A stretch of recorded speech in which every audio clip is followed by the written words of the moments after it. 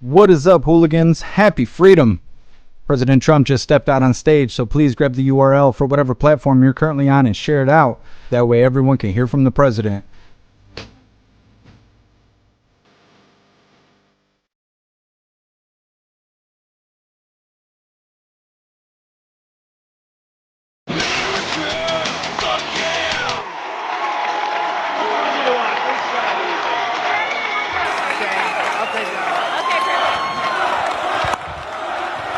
Well, thank you very much.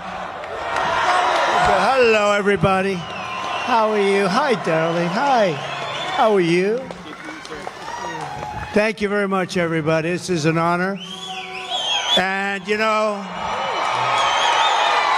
I walked in, the first question that I asked, should we change the name from Fort Liberty back to Fort Bragg? First question.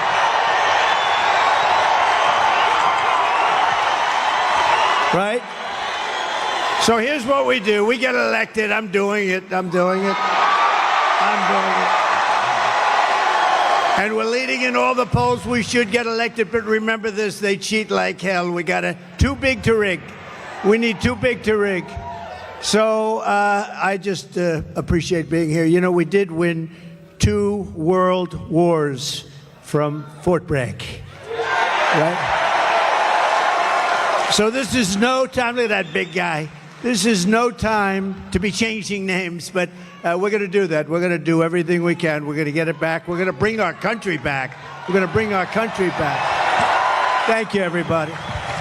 Let's have a little fun, right? Okay? Good.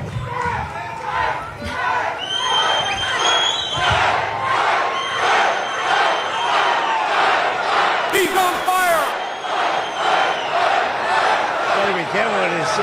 Go ahead. Mr. President, I don't think you're going to have a problem with North Carolina. I think they love you here.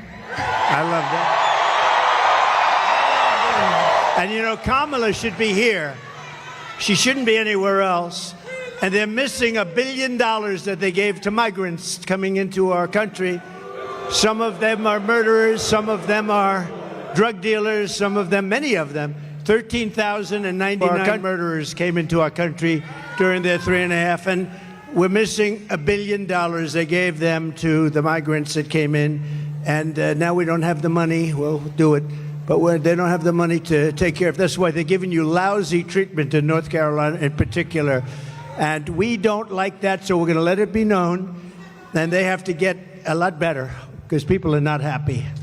Well, you're absolutely right, Mr. President. And before we start with the town hall, I actually wanted to mention that one of your friends here is Silk. Oh. Silk, are you here? Where are you at? Oh. Where? Oh. I'll tell you, she is my friend, too. And she is my friend.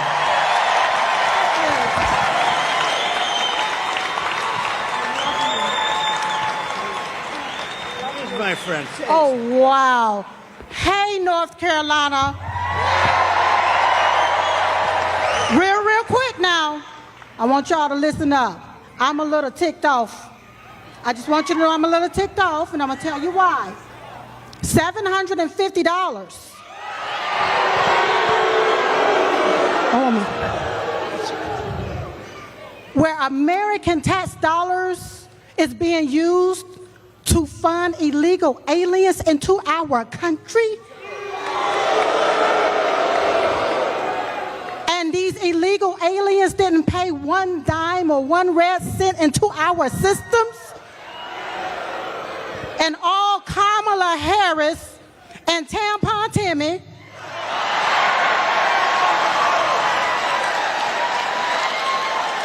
want to give us $750? Listen, you all, we only have one choice. One choice, and that's President Donald J. Trump.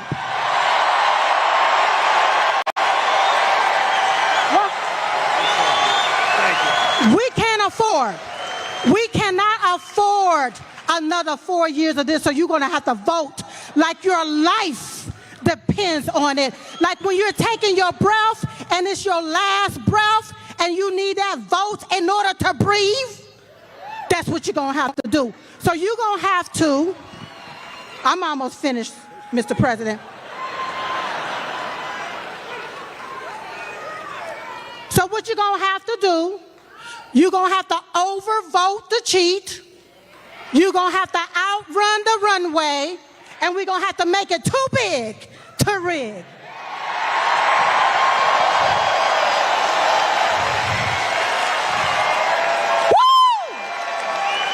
Now I can feel Diamond rising up in me. Because you have to vote right so you won't get left again. Vote red. R-E-D. Remove every Democrat.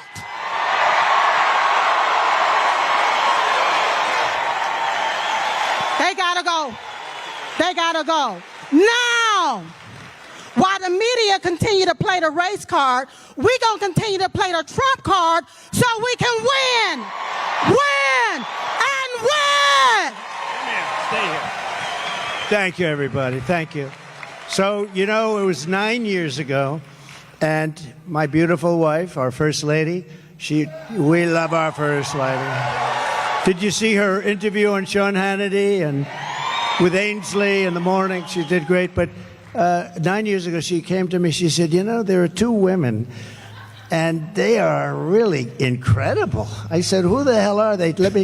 He said, you got to see this. You're not going to believe it. They had a thing, and we fell in love like almost immediately. Yes. And her sister was just unbelievable, too. Yes. And she passed away like a couple of years Almost ago 2 now. years It's a long ago. time ago. It Yes. seems it goes fast, right? But what a great combination. We love you both. They were loyal to me from day one. When they heard Day stuff, one. they said, that's a lot of crap. They won. They were with me from day one. They won. And that Trump sign gets bigger and bigger. I said, that's so nice. I want to buy one for myself. But Don't you worry, I just, Mr. President. I'm going to give you one. I mean, I don't. That's but right, you know baby. what? Yes. You know what? We appreciate your loyalty, your friendship. Thank you. And I saw Silk backstage. I said, I'm bringing you upstage. I'm going to bring you upstage. And we miss your great sister. Yes. And we love you. And thank you very I love much. you so thank much you. more. America, fuck yeah! Thank you. Great. All right, Mr. President, are you ready? Yeah, I'm going to be very careful with these seats. Yeah, it's a little bit. These seats weren't designed for me exactly.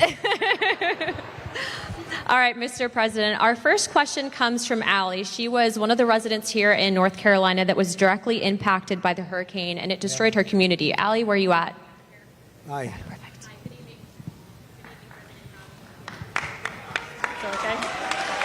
Good evening, President Trump. My name is Allie, and I'm from the foothills of North Carolina. Our entire community has been decimated. Thank you, President Trump, for visiting the disaster sites to bring attention and donating millions in relief. Thank you, Ellen.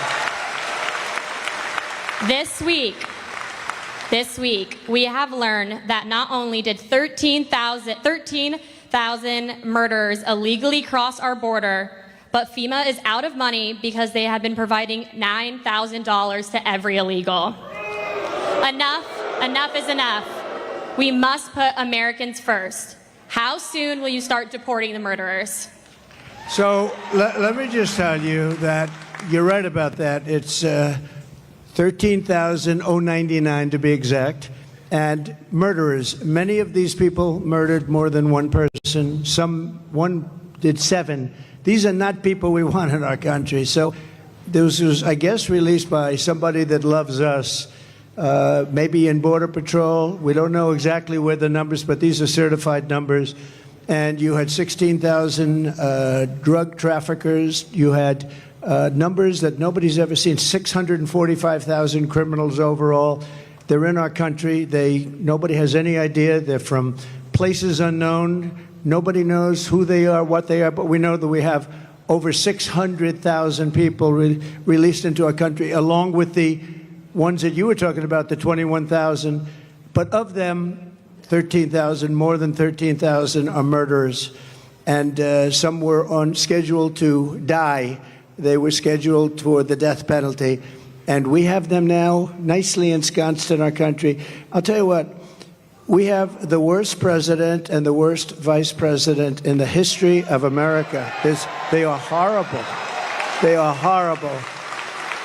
That could happen, and just the concept of open borders doesn't make sense. You know, we built 500 miles of wall more, and we're going to add another 200, much more than I said I was going to do. And that's why we had the best numbers ever. Oh, the chart. So you know the chart? My favorite chart, Ali. My favorite piece of paper, my favorite chart. But we had a chart. Do you have something up here that could show? Oh, I love that. I love that chart. Oh, I love that chart. If I didn't look to the right, I wouldn't be going to Butler tomorrow. You know, we're going to Butler tomorrow. If I didn't look over. So, no, but that, if you look at the chart, at the arrow on the bottom, that shows the lowest number in the history of our country. That was the day I left office. And these clowns took over, and what they've done to our country, between that and so many other things, what they've done to our country. But, you know, I view inflation was the worst we've ever had, I think. They say, oh, it was only in 48 years. Somebody, one of the fake news back there, they corrected me one time. They said, no, 48 years. Oh, okay. But it wasn't. I believe it was the worst that we've ever had. And that's been one of the big problems. But to me, and I know that you talk about the bad economy, you talk about all of the costs, and the costs are so bad. To me, the worst is the border. Because it's like what they're doing is they're destroying our country. And it's not easy. We're going to get them out. We're going to have the largest deportation in history. I'm not proud to say that either. But it's a tough thing to do. And we're going to get, Anna, we're going to get the criminals out. We're going to start with the worst of them, and we're going to get them out. And you know who's going to help us? Local law enforcement. Local law enforcement. They're going to be great. They know their names. They know their serial numbers. We're going to get them out. And, you know, very simply, we have a little thing called MAGA. Everybody here knows MAGA. It's called Make America Great Again. That's what we're going to do. We're going to make America great again. Thank you, darling. Really good question. Thank you. You know, Mr. President, to your credit, too, I think that's largely why you've actually outpaced every other candidate for president with the support from the Hispanic American community, because it's not just erasing. We all want border security. So thank you, Mr. President. It's an incredible community that I don't know, it's just a very energetic. You know that, right? It's energetic. And they're very entrepreneurial, and they love our country. And we've gotten record numbers with the Hispanic community. And I don't know, it just works. It just works, so I appreciate it very much. Thank you. Thank you, darling, very much. Thank you, guys.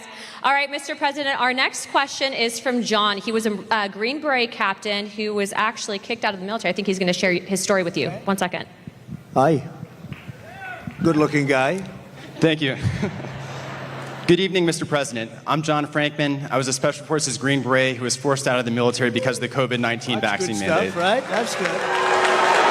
That's good. So the Biden-Harris DoD COVID-19 vaccine mandate was very damaging to the military. It forced thousands of service members out, and thousands do not want to join now. The Biden-Harris DoD has the lowest recruiting in modern history, and now they're pushing more woke training. So how do you plan to repair the military from the damage that was done and hold military leaders accountable? So I want to have them come back into the military with pay. And, you know, they've been talking about that, but it never happened. They never did what they said they were going to do. There should have never been a mandate. That should have never happened. You should have been given choice, as we say. We want choice in education, and we want a choice there, too. And that should have never happened. And, you know, we've lost some of our best people in the military, too. Did you leave? Did you leave? Did you ever take the vaccine or anything? I never did, sir. So you want a choice, yeah. And would you go back in if they were able to? As long as there's accountability, potentially. Yeah, no, there would be accountability, is right. We'll fire their asses. But there would be. We don't want to lose this guy. We want to get, he's central casting. We want to get him back in. Yeah, we're going to take care of it. I hope you do come back, or I hope you do very well outside, to be honest. Wherever you are, I just want you to do well. But we're going to get a lot of people coming back. They should have never had the mandate. The mandate was a big mistake, and they treated people terribly, terribly. Okay? Thank you very much. Great. Mr. President. You look great. Thank you. Fuck yeah! We lost a lot of great people. Also in other, in police forces, I mean, a lot of people were forced into doing things they didn't want to do. But I love that question. That's a great question. Thank you very much. I also, too, if I could, Mr. President, I don't think I've told you this story yet, but actually we had some of our friends that had been deployed, and one of our friends actually was shot pretty badly and ended up going to Walter Reed. And to put in perspective, there's a lot of politicians that will take photos with the military, but they don't care. But President Trump actually went privately, didn't ask for a photo opportunity, and he said thank you to our friend that had been shot in combat at Walter Reed. His heart's in it. He loves our community. And when I say that he has your back and he's going to make sure that they're accountable, he will. Thank you. Thank you very much. And I'll tell you, we have a great military, we really do. But Walter Reed, you mentioned the name, and that hospital was unbelievable. The doctors are unbelievable. They had a lot of problems with getting there, getting to it, managerially getting in to see. But we had the best doctors. They could do things that nobody else could do, and they got to see some really badly hurt people.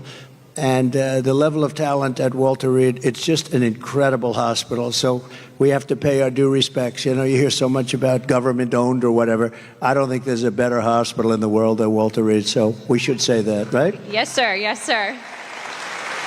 Mr. President, our next question comes from an active duty service member here at Fort Bragg. They like it. Austin, where are you at? Oh, front row. That was good. Good evening, Donald Trump. Thank you. President, oh, never mind. I've never done this before. I'm an active duty soldier here at Fort Liberty, and I want to start off by saying I'm here in personal capacity. He meant Fort Bragg, right? Yes. Fort Bragg. It's all right, No. Are you not? You're not a soldier now? No, I am a soldier. I'm currently active you are. duty. Okay. Good. But on a... Oh, shit. Thank you, Zelle. I'm here in my personal capacity, not speaking on behalf of the Army or DOD in any way. Right. This week we saw the missiles flying into Israel from Iran and how impressive the Iron Dome is in protecting Israel. What are your thoughts on the Iron Dome for America? I love it. I love it. How can you? I love it. We're going to have it. One of the things I say, we're going to have an Iron Dome. Why shouldn't we have an Iron Dome? And you see how effective. So the other day, 287 big missiles, ballistic missiles, were shot into Israel. Every single one of them was taken down. Well, why shouldn't we have that? And it's all going to be made in the United States. It was our technology. It's all going to be made in the U.S., and a lot of it's going to be made in a place called North Carolina, if you don't mind, okay? And I think I just learned the secret. Look, we're going to win. I believe you got to get out there, you got to vote and all that. But I think I just learned the secret to winning absolutely and by massive margins. I'm going to promise to you, as I said at the beginning, that we're going to change the name back to Fort Bragg, because I think when that word gets out, I just see this great-looking soldier just accidentally said Fort Liberty, and he got almost booed the hell out of the place. That was not good. Anyway, I believe it's absolutely something that we want to have for safety. We're a target for a lot of different places. I listened to Biden yesterday. Since I went under the wing, I used to go under the wing of the aircraft. Nobody ever did that before. I did. All of a sudden, Biden started, but he only takes like a half a question. Usually can't answer it. But they asked him, "What do you think about Iran? Would you hit Iran?" And he goes, "As long as they don't hit the nuclear stuff." That's the thing you want to hit, right? I said, I think he's got that one wrong. Isn't that what you're supposed to hit? I mean, it's the biggest risk we have. Nuclear weapons, the power of nuclear weapons, the power of weaponry. I rebuilt the entire military, jets, everything. I built it, including nuclear, and I hated to build the nuclear, but I got to know firsthand the power of that stuff, and I'll tell you what, we have to be totally prepared. We have to be absolutely prepared. But when they asked him that question, the answer should have been, hit the nuclear first and worry about the rest later. And that's what they should. That's what if they're going to do it. If they're going to do it, they're going to do it. But we'll find out whatever their plans are. But great question. Thank you very much. Thank you. Thank you, Appreciate Austin. Mr. President, I don't think you get enough credit for what you did with the Abraham Accords. I mean, that really was historical. I agree. I agree. But realistically, because of the failed foreign policy out of this current administration, we are on the verge of World War III.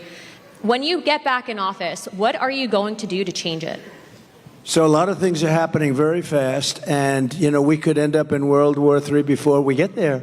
The way it's going right now, look at Russia with Ukraine, that's a disaster. Look at the Middle East, it's exploding all over the place. And we have people that, look, we have a president that he spends most of his time on the beach sleeping. I never saw a guy could sleep in front of a camera. Does anybody think of it? I don't sleep that much. I toss and turn, I think.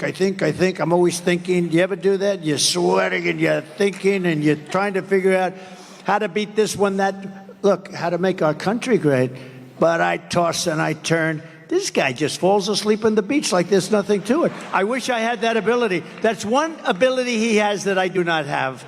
And I wouldn't mind having it. I could use a little extra sleep.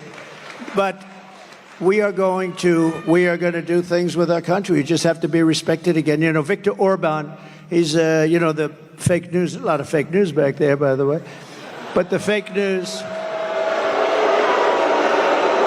The fake news, they call him a strong man. He's the head of Hungary, and we have, and he's, a very strong guy, very tough guy. But I mean, more than anything else, a very smart guy.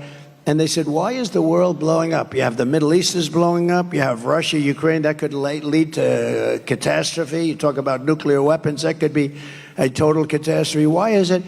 He said, if you put Trump back in the White House, it's all going to end. You're going to have peace. We had 4 years. We didn't have any wars. We didn't have any terrorism. We didn't have anything. And I won't tell you exactly what he said. Maybe I will. He said because they were afraid of Trump. I don't want to be the one saying that, but they were probably afraid of me because they think I was crazy. And that's a good thing to think, right, soldier? They said, this guy is crazy. But no, he said that you put Trump back in the White House, you're not going to have all of that stuff is going to heal. October 7th would have never happened. The attack on Israel would have never happened. Remember, Iran was broke. They weren't giving money to Hezbollah. They weren't giving money to anybody, any of these, they call them delegates of terror, a lot of different names, but it's always of terror. And there was no money for Hamas. And now you look, because you were such a big part of it, we had no attacks, we had no terrorism, we had no nothing. For 4 years and I wanted to talk about it during the 4 years, but that's never smart, right, Robert? That's never smart to do. So I didn't, but I talk about it a lot now. We had no attacks, we had none of this stuff going on. We defeated ISIS, by the way. We took ISIS, we defeated them in 4 weeks. It was supposed to take 5 years. I rebuilt the military, and we had a military, and we have great generals, not the television guys, by the way, the real generals. I'm talking about like Raisin Cane, General Raisin Cane. You know who that is? But we defeated ISIS quickly. It was supposed to take 5 years. We did it in 4 weeks. We have a great military, and we have a military that's not woke. You may have a few people on the top that are woke, and we're going to get rid of them so damn fast your head's going to explode.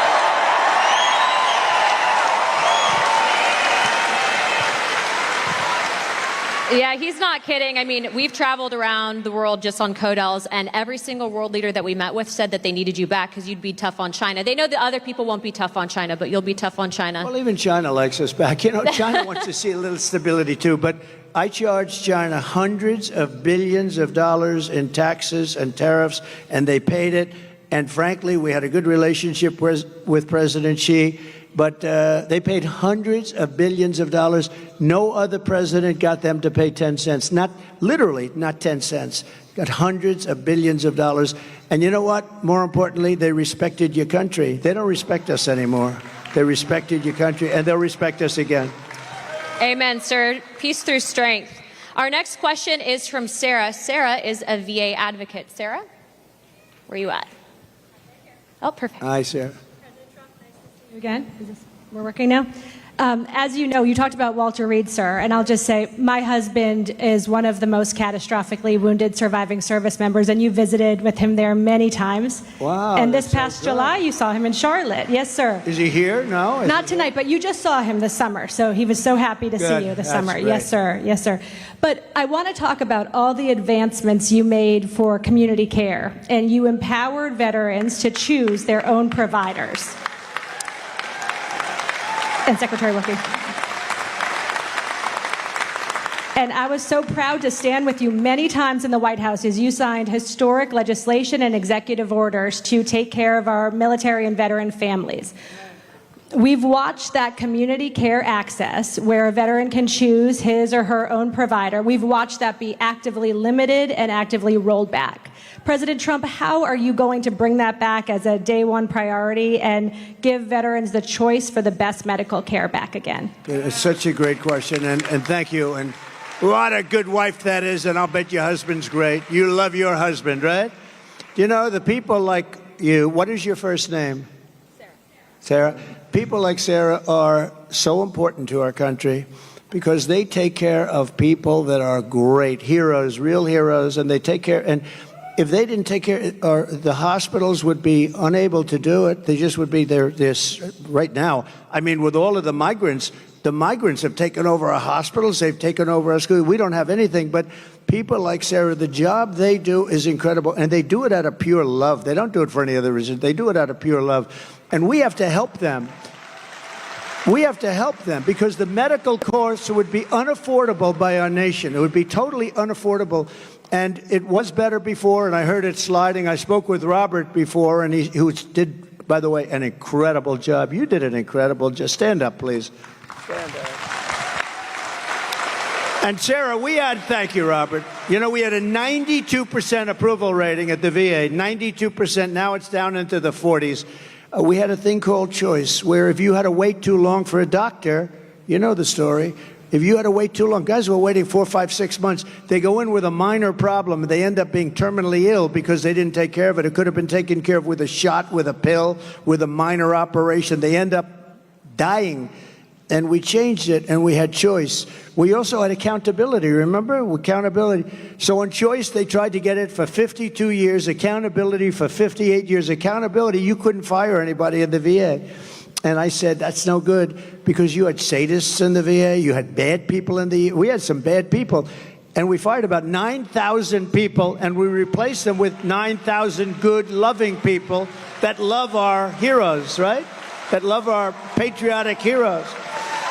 And that was a big thing. And I just said to Robert, how's it going nowadays? How is it going? And he said, they're getting rid of choice rapidly. Choice is when you can't see a doctor rapidly. You go outside, you find the doctor, you get yourself fixed up, and Sarah, we pay the bill.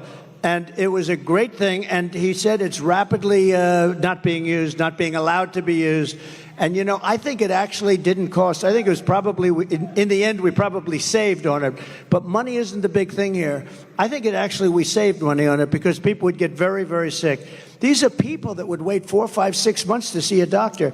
If you had to wait more than one day, you go out, you see a doctor. We had bills negotiated, fees negotiated. You know, we can't be totally crazy with this because the doctors are pretty good business people, I will tell you, right?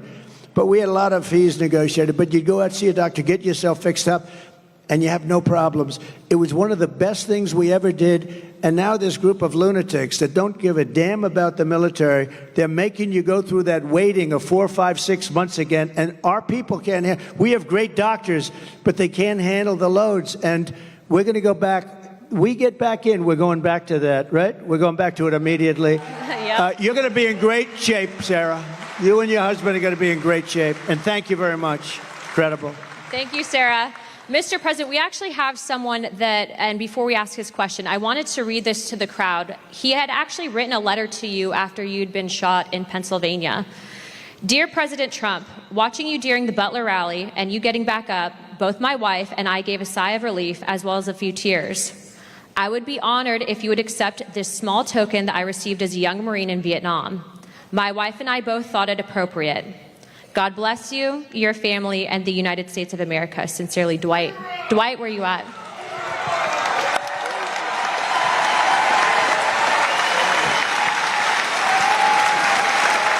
Thank you.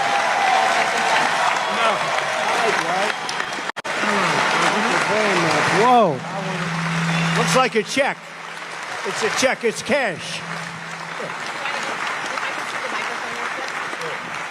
For those of you who may not know, Dwight had given President Trump his Purple Heart. That's right. That's right. I couldn't think anybody more deserving Thank you. of a Purple Heart. Thank you very much. You took it, you laid down there, you got back up, and the first words out of your mouth was fight, fight, fight. You didn't even have anything to shoot back at it. You got guts. Yeah, hold that up to it. Right there. He doesn't do this, but he's better than anybody as far as I'm. No, I'm hardly better than you on this thing. You're great at this. And I wanted to thank you. I know that most of you all watched the president on that day and were very fearful that something terrible happened when he went down on the ground. But it was such a relief. Our hearts were so filled with joy because we saw what happened. And it was a minor wound, but it was close to being a terrible. You know, I said, how does it, why was there so much blood to the doctor? There's bleeding like crazy. This is a little fact. Some of you might have heard this, but you get hit in the ear, and it bleeds more than any other part of the body. So I didn't mind being hit that way. I don't want to be hit that way. This way. This way. If I didn't make the turn, I would have been hit the other way. That's no good. That would not have been too good. But it is true, and I got very lucky, and maybe it wasn't so much luck. Maybe there's something else, right? Maybe there's something else up there, but that's great. Thank you. You also took the time out to write me a beautiful letter and gave me a challenge coin. I never expected that from the President of the United States. Well, thank you very much. This was a great honor, and I remember it very well when you gave it. Yes, I will. Really nice. Thank you. I served as a Marine in Vietnam, proudly served as a Marine in Vietnam. And thank you very much. There were quite a few that did. And when I came back from the service and stuff like that, we didn't get quite the greatest greeting, but No, you didn't. a lot of the veterans nowadays are homeless. There's 7% were homeless before Biden and Harris took over. Now there's 14%. I would like to know what you're going to do to prevent this from getting any larger, and also kicking these illegal aliens out of the freaking hotels and providing them with money before we do it for our homeless vets. So interesting. So one of the things that most angers me about this is the 21 million people plus. You know, they say it's 10, it's 12, whether it is or not, it's much more than that. It's 21 million, and it's probably with the gotaways and everything a lot more than that. But one of the things that most angers me is that you have veterans on the streets in front of a hotel, and you have illegal immigrants. Some of them are serious killers and drug dealers and all the people that we talked about before, and terrorists. And those people being walked into a hotel, and they're staying in a hotel, and they walk by veterans who are sleeping on the street. And it could be cold, it could be hot, and it bothers me. If we stop, if we close our walls, we're going to be able to handle it. They are spending so much money on taking care of the illegal migrants, now we call them. We used to call them illegal aliens. I call them whatever the hell I want to call them. So do you. But they're not supposed to be here. And we're going to close the wall. First day, we're going to do a couple of things. First day, we're going to drill, baby, drill, and we're going to close the wall. We're going to close it up. And we're going to have to take people out. We cannot have killers. Do we agree? Does anybody want to leave the murderers, the drug dealers in our country? Do you know? Makes sense that all these things I predicted 3-4 years ago, I was saying this is going to happen. Now it's happening. The migrant crime, it's a massive crime. But all of this that's happened, everybody, it's common sense that it was going to happen. And we're going to have to get them out because we have no choice. It's not sustainable by any country. We have done things that are so stupid, like as an example, I consider it to be less important, but it's very important still because it's a way of life. Men playing in women's sports, okay? Who wants that? And who wants open borders? Because open borders are so, you say, how does a thing like that happen? All of these policies we're going to be changing. And we have now somebody running as a radical left person. You know, more left by far than Pocahontas. More, you know who that is? More left by far than crazy Bernie Sanders. She's more left, and we can't have it. So we're going to take care of your people and your friends. You got a lot of friends out there that don't have a place. And we're going to do it, and we're going to do it faster. We're going to put money to it. First of all, we're standing on the greatest power. It's called liquid gold. We have more than any other country. We don't use it. We get oil and gas now from Venezuela. Do you believe it? We're going to take our own, and we're going to make a lot of money. So we're going to make a lot of money. We're going to take care of our veterans properly. We're not going to have that happen anymore, okay? Thank you, Dwight. Thank you. Beautiful guy. Beautiful guy. I think I'm going to stand. This chair is the most uncomfortable chair I've ever. First of all, it spins. And the one thing I don't want is to fall on my ass, because that's going to be, that will be the only story. They'll say, sir, you did great. Too bad you fell. That would be the only story. So I'm not sitting in that sucker. I think it's a booby trap. That was put there by Kamala. Come on, man. Prostitute. Well, that brings me to my next question. So you're talking on immigration and border security. So we all know that that's tied to national security. And the one thing that ticks me off is you have Kamala Harris, who runs on the fact that she's a minority woman. But yet she's done nothing about the 300,000 migrant children that have gone missing. Just real quick, how many parents are in this room? How many women are in this room that support Trump? As mothers, grandmothers, sisters, wives, would you ever tolerate children being trafficked? If you were in Kamala's position, wouldn't you have stopped that? President Trump, you've done more for not just the Hispanic American community, but I think women in this country, not just, I'm just going to toot his horn for a second. He's put women in positions of power, but the media won't cover that. They won't, because it doesn't fit their narrative. They want women to hate them, but guess what? We don't hate them, we love them, don't we? But I don't do it. I don't do it really for a pure, really great reason. I just do it because I want results. And I just find women to be smarter than men. Does that make sense? Men, you don't mind I do that every once in a while. It's not bad. Thank you. Thank you. Well, Mr. President, to follow up on that question, as a grandfather and a father, what are you going to do to stop the trafficking of women and children in this country, and specifically with the migrant children as well? So we had it down to the lowest number. You saw that on the graph. That included drugs. It included trafficking in women, mostly women and children. But you mentioned a number. It's, to be exact, 325,000. Now think of that. You could fill up the biggest stadiums many times with this.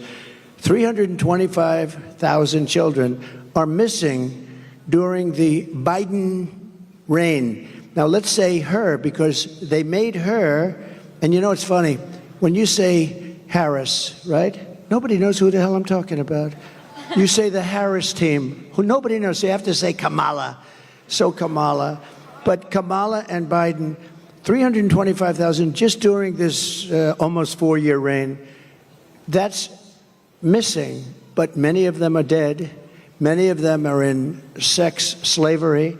Many of them are slavery, period, and they're gone, and never to be seen probably by their parents again, never to be seen. Their parents are all over the world looking. They're looking for them. And what we've done here is so horrible. 325. Can you imagine if that were me, where they were missing? This would be the biggest story. The fake news media never talks about it. You know what they're not talking about? And you know, Anna, you know what they're not talking about? They're not talking about something else that's very important. They are doing, this is Katrina, they are doing the worst job on a hurricane that any administration has ever done, And these people don't want to talk about it. They don't want to talk about it. People are saying it's the worst job, and you people know it. A lot of you people know it because you're here, but they've done the worst job. Kamala has done the worst job, and it's really like her because she was put in charge. Now she said, I wasn't the border czar. They shouldn't call. Well, she was always the border czar. She never went to the border until a little while ago. And then she made a speech like, I'm going to start getting very tough. Why didn't she do it 4 years ago? You know, you could always say, why didn't? And all she had to do is leave our policies. We had Brandon Judd. We had Tom Homan. You know Tom Homan? I see him a lot. He's great, like Central Casting. He was great. All these people are great. We have great people there right now. But we have some tremendous people. And, you know, it's interesting with Border Patrol and ICE. It's really easier for them not to do their job, but they love the country. They really want to do the job. They're so disgusted when they have to let people, and you look at some people, you know they're criminals, and they have to let them go walking right by into our country. No, we're going to straighten it out. It's going to be straightened out right. But 300, remember this number, 325,000 children are missing. That means many dead are missing during this administration. And that's almost unthinkable, and I can just imagine if that were us, it would be the worst story. They never talk about it. And the other story they don't talk about, and I'm doing this because we're on all that television, look at all that television. The other story they don't talk about is what a rotten job they're doing in North Carolina and other places with respect to the hurricane. They are doing a terrible job.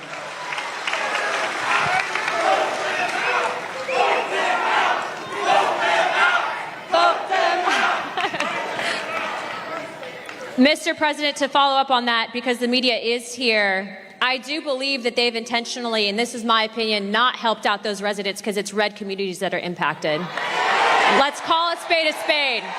Do your job and do better. Anna, one thing. So Elon Musk, we all love Elon, you know, Elon. We have to take care of our brilliant people. We don't have too many of them, right? There aren't too many brilliant people.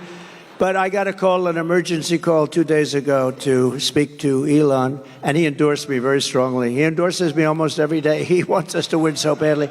But Elon is a brilliant guy between the Tesla and this, that, the rockets. But he also does something called, you know the link, Starlinks.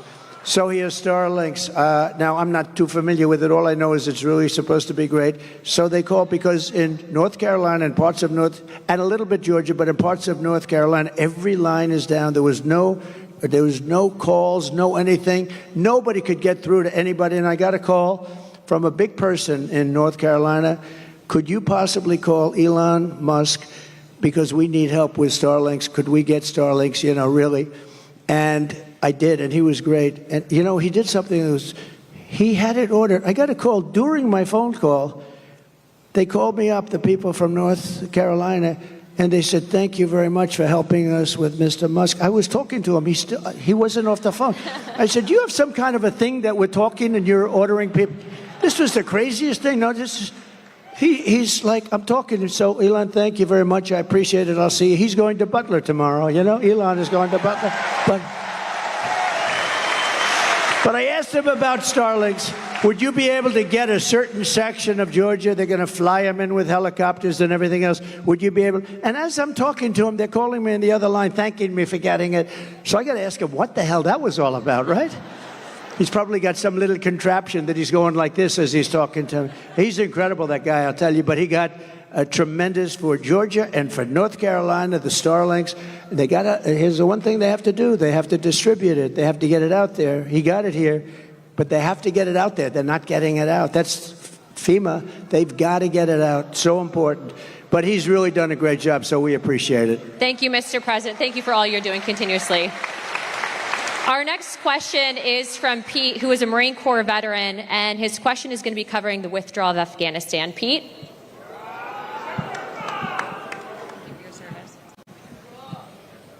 Mr. President, I am Pete from North Carolina, and also a Latino for Trump.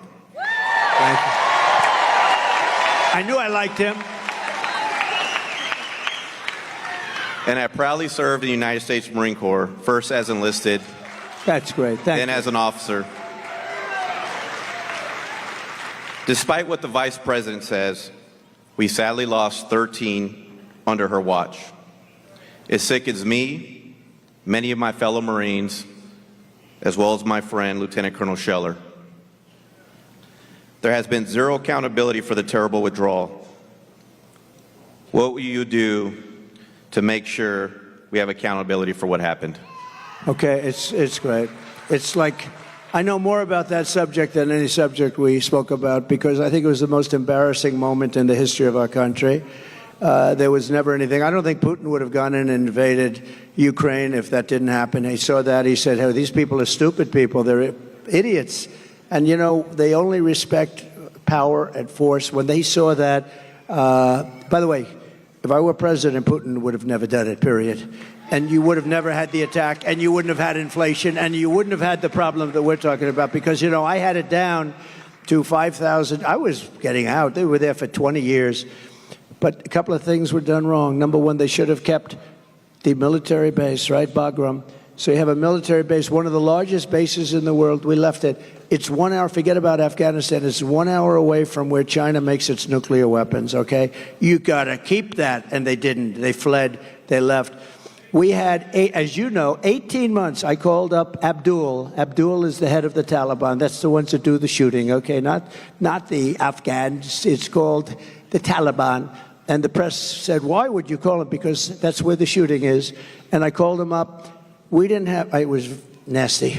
We didn't have one soldier killed because they were killing a lot of our soldiers, the snipers, and a lot of them with the Obama-Biden administration before I got there, and a lot of them. And I called them up, had a rough call.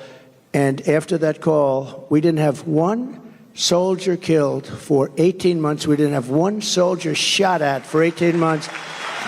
And then we had a terrible election. We're not going to let that happen again. We can't ever let that happen again. We're not going to have what a shame that was. But we had an election, and these guys took over, and it all started up again.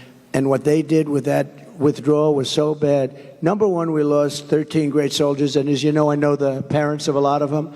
But we lost the soldiers. We left $85 billion worth of equipment behind. We left Americans behind. Everything was wrong, and we embarrassed our country. I really mean, I think it was most embarrassing. The one thing you do is you take the soldiers out last.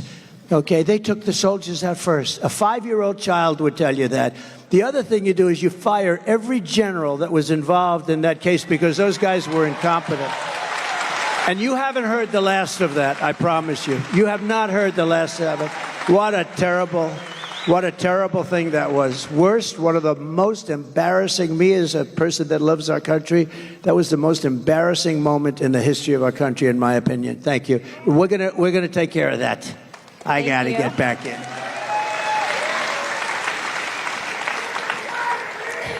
Mr. President is such a good title for him, isn't it? You do know she's a congresswoman, right? And a highly respected one. She's actually a killer with her husband and the most beautiful baby you've ever seen backstage. But she's a congresswoman from Florida, and I have to say she's a highly respected person. Thank you, Mr. President. Thank you. Mr. President, our next question is from Terry in regards to military pay, and Terry is from the 82nd Airborne.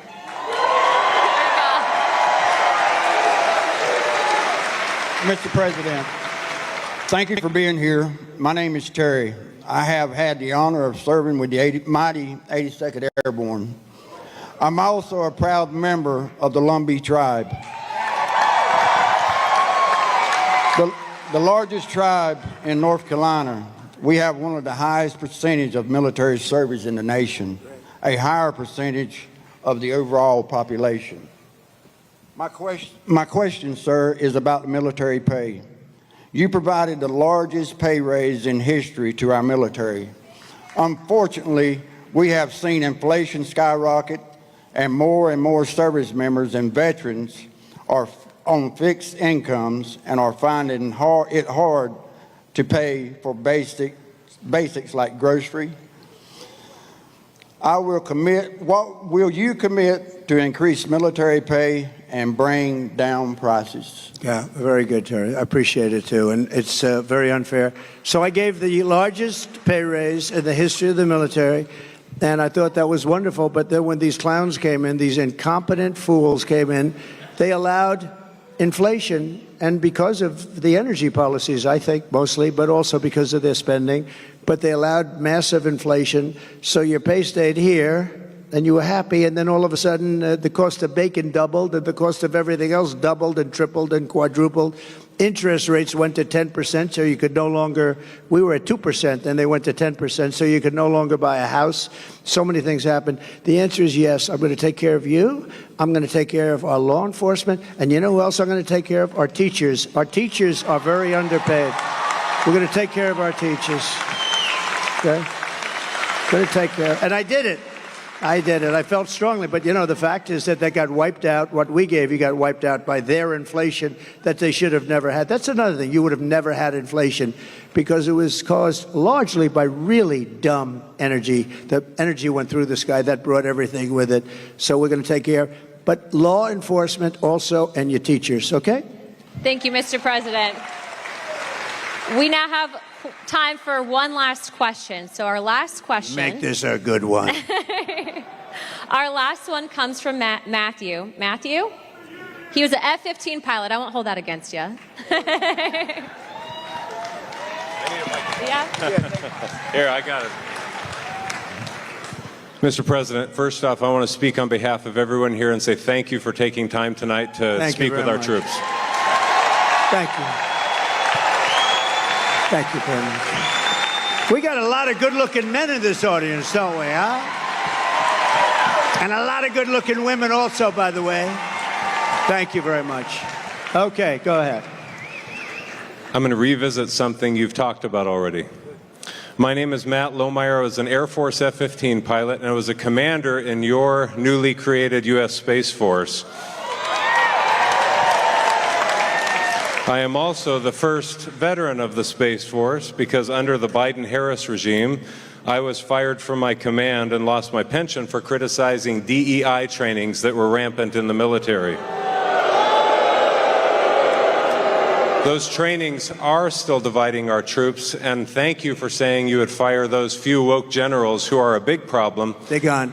I'm going to suggest that it might, in fact, require ongoing oversight and a persistent, consistent, watchful eye within the Pentagon to ensure this monster never returns to the Defense Department. Will you consider establishing a special task force, office, or position to ensure that these monsters never return to the Defense Department? You know what I'll do? And I'm pretty good at this stuff. Sometimes you get it wrong. I'm going to put you on that task force. I think it's good. Not going to do better than him. I'll put you on. Make sure you give the name. Thank you. It's beautiful, right? I have your approval. Yes, sir. I have your approval. We're not going to get better than him. You're right about it. You're right. 100%. Thank you. I'm cut. Mr. President, that wraps it up for the evening. Do you have any closing statements to everyone? Well, I just want to say that it was very important that I got to North Carolina. You know, Laura, my daughter-in-law, gave me the most beautiful grandchildren. But Laura's here. I don't know if she's right here or where is Laura. Would you come out here? She is absolutely the girl. Come on up here. Come on.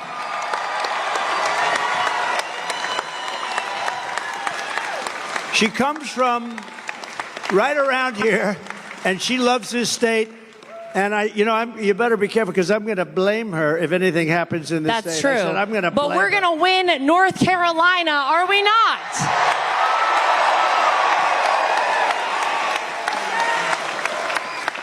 I am from right down the street a little ways in Wilmington, North Carolina, where I was born and raised.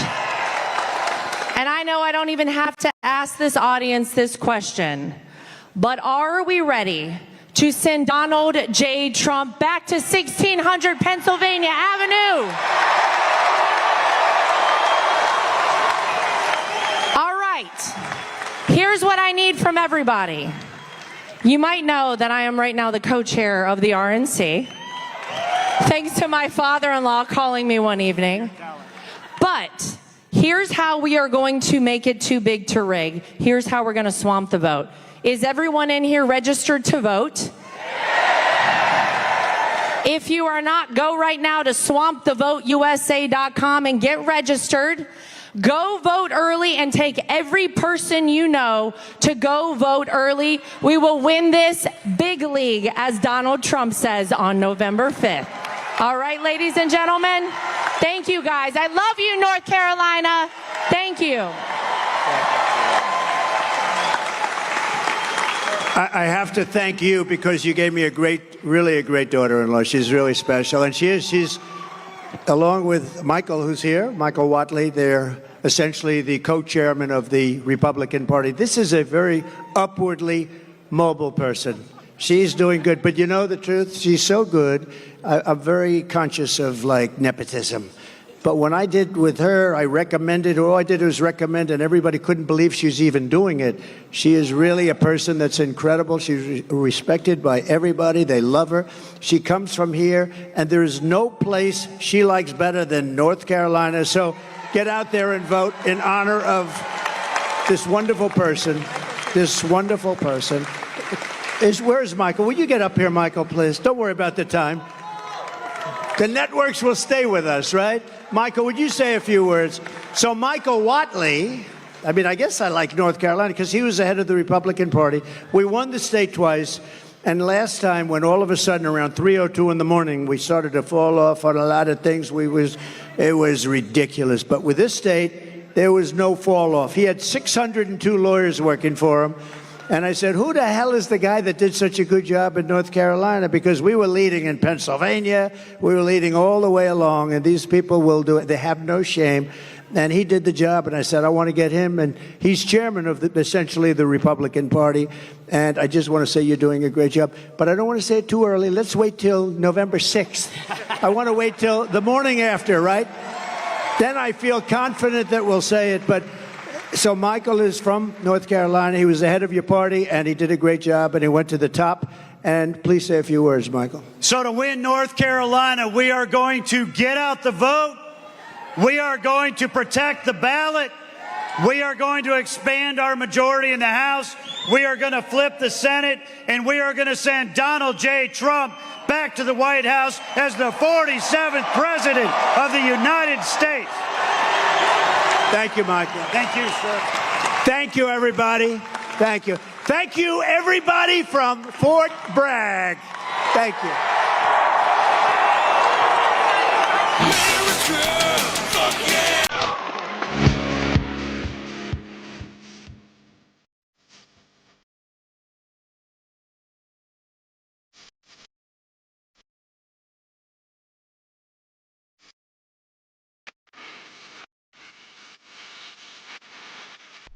Well, hooligans, there you have it. President Trump live from right across from Fort Bragg. What's really interesting is we were in the voice chat when all of a sudden President Trump came out on stage 15 minutes early, which is not normal. That's not normally how it goes. And we were actually just figuring out that they weren't calling Fort Bragg anymore. They're calling it Fort Victory or Fort Liberty or some shit now. And then President Trump comes right out and says, yeah, we're going to change that back. Love it. Love it. We're going to read through the chat and hang out with President Trump until he is no longer visible. And then we will be doing the Pledge of Allegiance and wrapping things up. But we'll be live again tomorrow, 1 p.m. Eastern Time for Free Speech Saturdays, Coffee with Hooligans. So no YouTube. And then we will be covering President Trump 5 p.m. back in Butler, Pennsylvania, where that last time was an assassination attempt. Hopefully this one's going to be fantastic, and hopefully I see all of you guys here. Once again, we will not be live on YouTube tomorrow. So if you're currently watching on YouTube, you might as well get used to grabbing that Linktree link out of the description and find your way to a better platform. Russell, join the voice chat. We will. We'll see, because I got to eat some food. I haven't got to eat yet today. I've been going since like 10 a.m.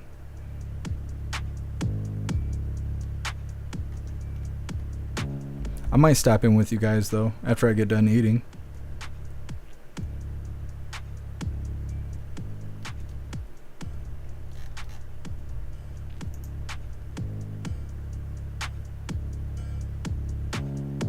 Stoner, Trump made the Village People the least gayest they have ever been. You're right, Stoner. Bringing it back. I was thinking about how the Proud to Be American song is just so connected to President Trump. Anywhere I've been where that song comes on, you can see who's Trump supporters and who's not. I mean, you can tell. It's like his theme music. And that made me wonder, what is Hyena Harris's theme music? Have you guys ever thought about that? What is Hyena Harris's theme music? Anyways, we're going to read through really quick, see what you hooligans think. I haven't come up with an idea yet.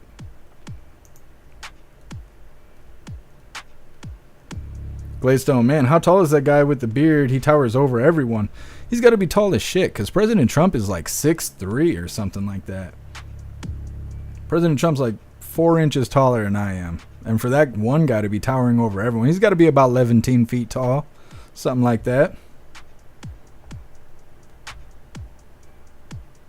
Gladstone, I don't know what you're talking about.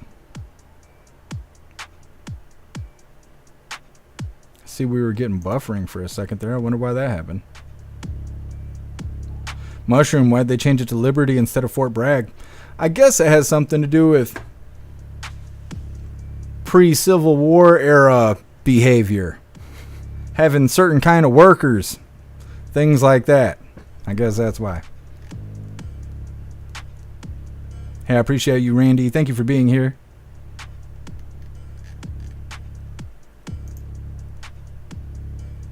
Appreciate you everything. Thank you for watching on Twitter, on X.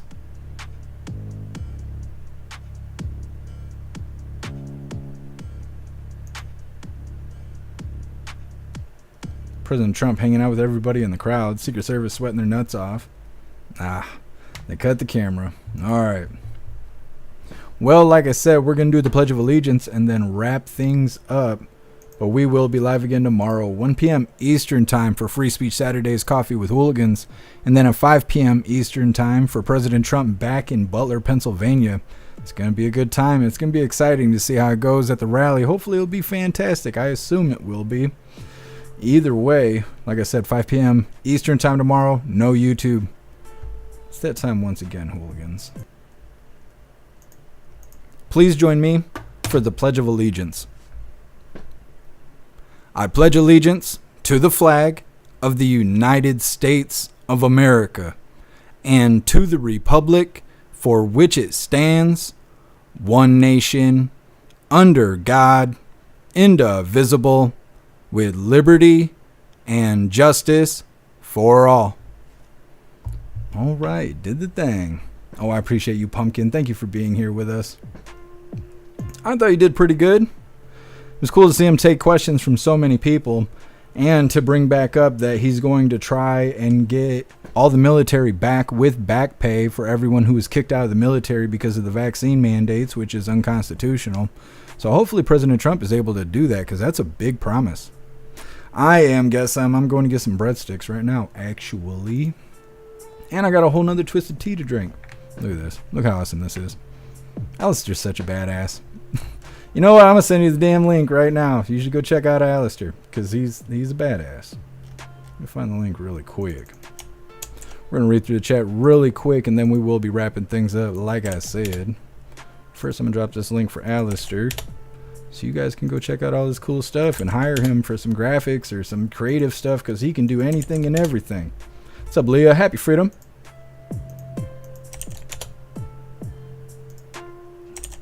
Wham, there you go. Go check out Alistair. He's awesome.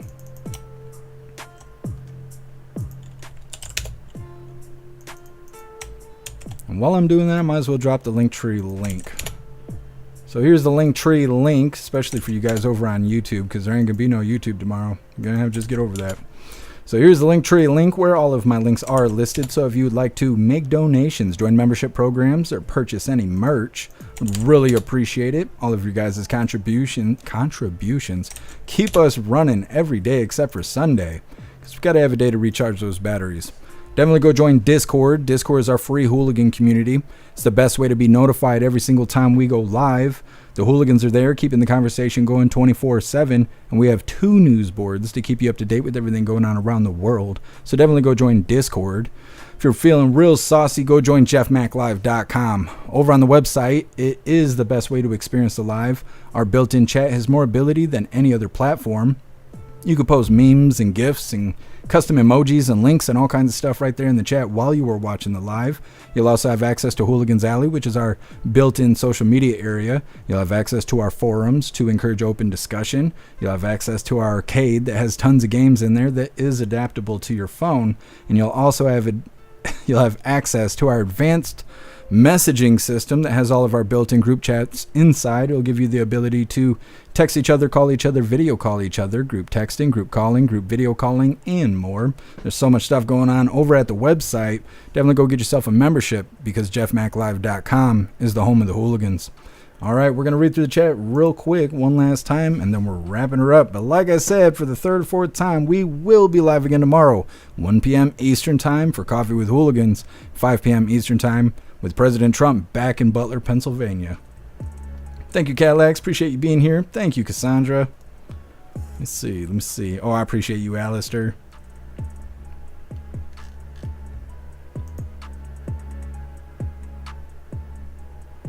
D-Cat, another one bites the dust is Camel Toe's theme song. That's a good one. That's a good one, D-Cat.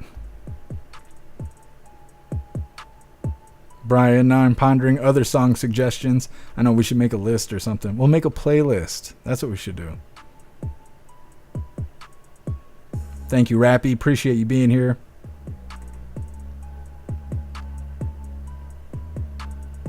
Thank you, David. Appreciate you. Thank you, Pamela. Appreciate you. Brian, what about Roland's Liar?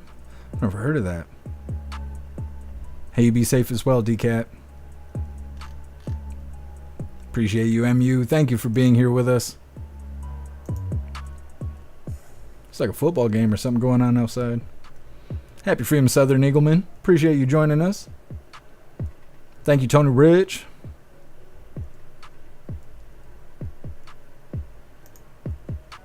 What's up, Kelly? Happy Freedom. Hey, I appreciate you, Brittany. Yes, you got to come over to Rumble. Rumble's the place to be. Some people like Twitch. A lot of people are going to Twitch. For some reason, we've had a real big influx over on Twitch.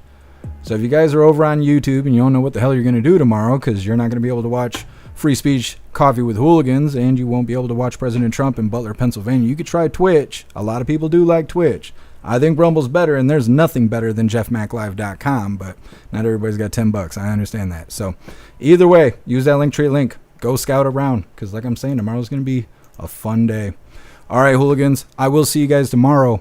Huge shout out to everyone that made donations, joined the membership programs, or purchased any merch.